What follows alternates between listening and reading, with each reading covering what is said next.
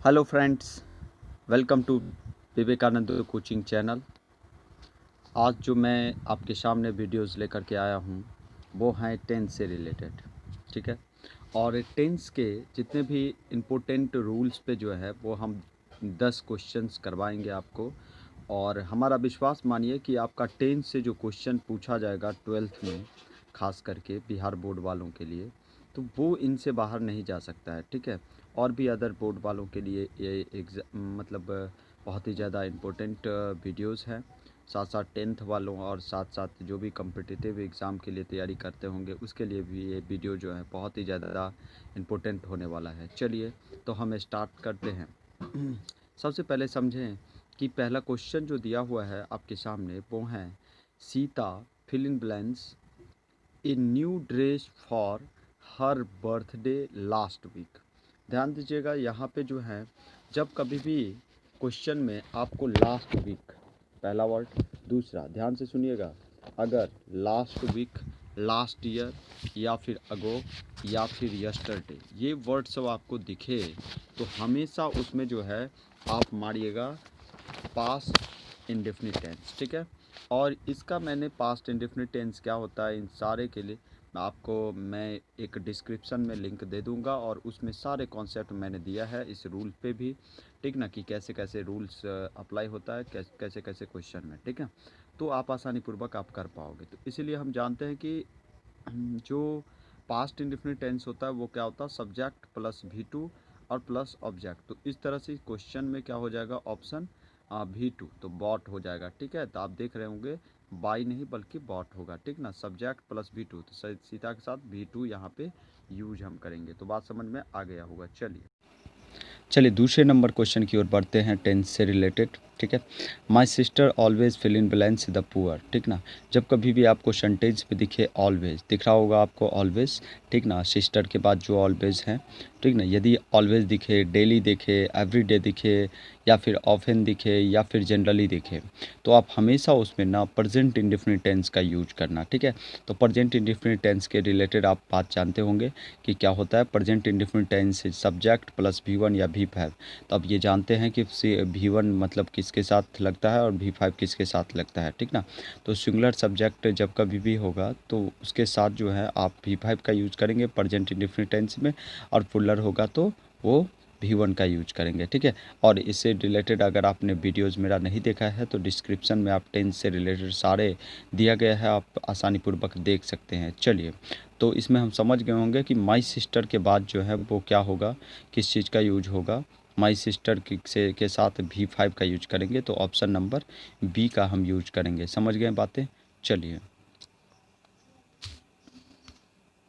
अगले क्वेश्चन की ओर बढ़ते हैं। अगला क्वेश्चन जो है वो है आपका इस प्रकार से, क्या है कि if she fill in blanks this book she will pass the exam. ठीक है, तो पहला ऑप्शन जो है आपका रीड है, दूसरा ऑप्शन विल रीड है, तीसरा ऑप्शन सी जो है रीड्स है, और चौथा जो है हैड रीड है। तो चलिए इसमें देख रहे होंगे कि ईफ़ है, ईफ़ जो है वो अपने साथ जब कभी भी क्लॉज लेता है तो वह प्रेजेंट इंडेफिनिट टेंस का लेता है। ठीक है, तो जब कभी भी इस तरह के कंडीशन आए तो ईफ के साथ प्रेजेंट इंडेफिनिट टेंस और सी के साथ V5 का यूज करेंगे। तो इस तरह से ऑप्शन नंबर कौन सा होगा, सी हो जाएगा। ठीक है, चलिए तो आप समझ गए होंगे। चलिए चौथे नंबर क्वेश्चन की ओर बढ़ते हैं। I fill in blanks you और if you come in the class. ठीक है, तो इस तरह के क्वेश्चन में आपको क्या करना, ईफ़ है, देखिए मैं अपने जो ऊपर में क्वेश्चन देखा था उसी टाइप का क्वेश्चन है कि I fill in blanks you. ठीक ना, तो इसमें जो ऑप्शन है टीच है, मैं क्या करता हूँ तो मैं पढ़ाऊँगा यदि तुम क्या करते हो, क्लास में आते हो। ठीक ना, तो इस तरह के कंडीशन में आप आई के साथ यहाँ पे टीच देंगे या फिर विल टीच। तो आप जानते हैं कि उससे पिछला वाला सेंटेंस अगर ये प्रेजेंट इंडेफिनिट टेंस तो पीछे वाला क्या हो जाएगा, तो फ्यूचर इंडेफिनिट टेंस। तो इस तरह से हम समझ गए कि ऑप्शन नंबर बी होगा, विल टीच होगा। ठीक है, और आई के साथ यहाँ पे आप विल टीच का यूज करेंगे। चलिए अगले टाइप की क्वेश्चन की ओर बढ़ते हैं। तो he asked me if I fill in blanks his mother. तो यहाँ पे देखिए पीछे वाला सेंटेंस जैसे आप देख रहे होंगे ही आस्क्ड मी। ठीक है, लिखा हुआ है, तो यहाँ पे आस्क्ड जो है वो क्या है, तो रिपोर्टिंग रिपोर्टिंग स्पीच हैं, और रिपोर्टिंग स्पीच जो है वो पास्ट में है।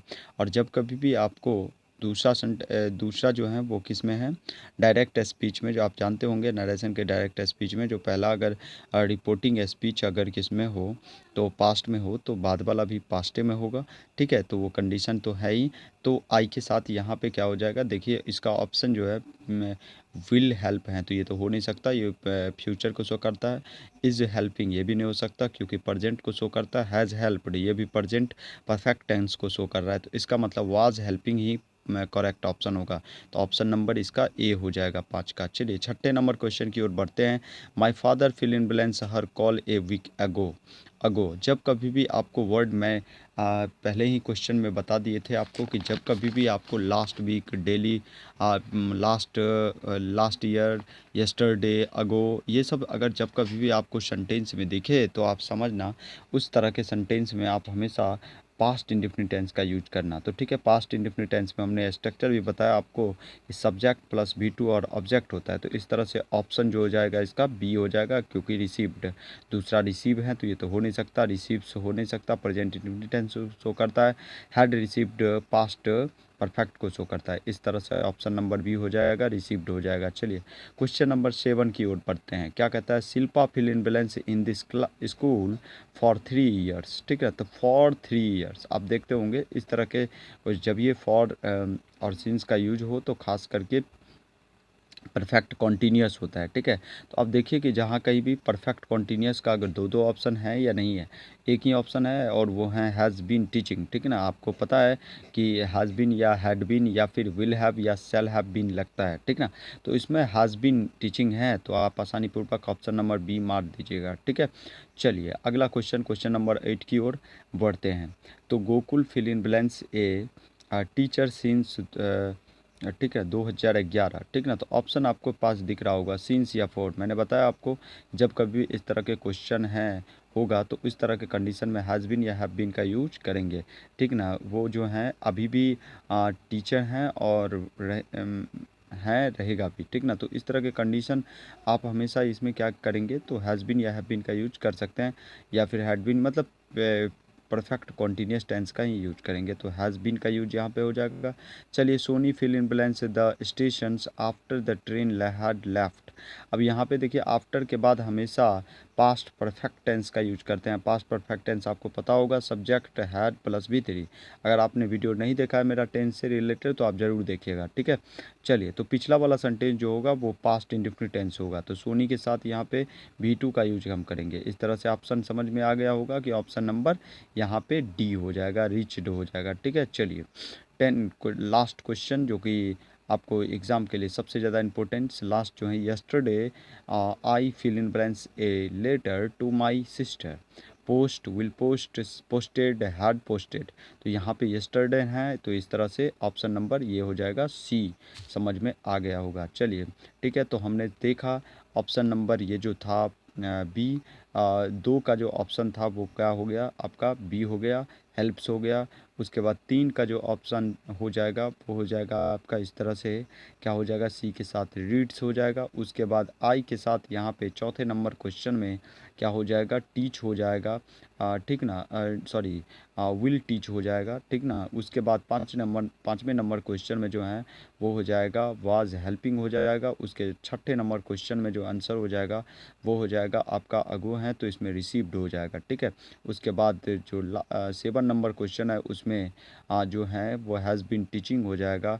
और 8वें नंबर क्वेश्चन में जो है वो हो जाएगा हैज़ बीन हो जाएगा। 9वें नंबर क्वेश्चन में जो है वो हो जाएगा रिच्ड हो जाएगा। और 10 नंबर क्वेश्चन में जो हो जाए वो हो जाएगा आपका पोस्टेड हो जाएगा। इस तरह से आपको समझ में आ गया होगा कि ये 10 क्वेश्चन आपके एग्ज़ाम के लिए सबसे ज़्यादा इम्पोर्टेंट टाइप्स हैं। अगर आपने ये ढंग से देख लिया वीडियो तो हमारा विश्वास मानिए कि आपके एग्ज़ाम में जो है आसानी पूर्वक सारे क्वेश्चन 10 से जो 4 क्वेश्चन आएंगे 12th के बोर्ड में, या आप कम्पिटिटिव के एग्ज़ाम में भी आपके 1 ना 2 क्वेश्चन आ ही जाता है 10 से, तो वो आसानी पूर्वक आप कर पाएंगे। ठीक है, thanks for watching my videos.